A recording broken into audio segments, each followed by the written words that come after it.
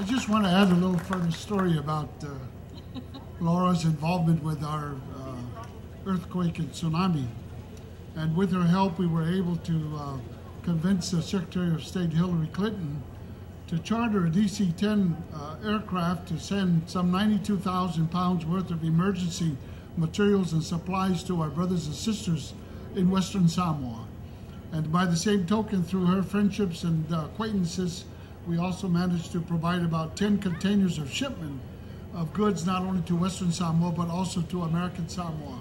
So I just want to let our people know that Laura Richardson is a Samoan girl, and I'm her brother.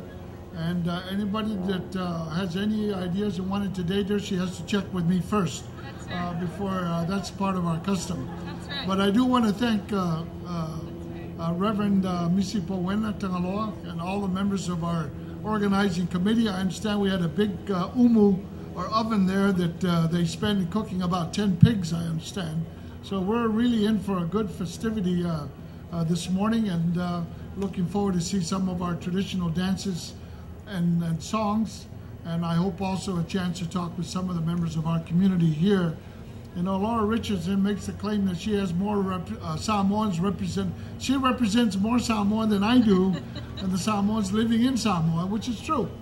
But that doesn't take away the fact that she truly is a Samoan in heart, and we deeply, deeply appreciate all the help that she gave us at the time when we had the earthquake and the tsunami last year.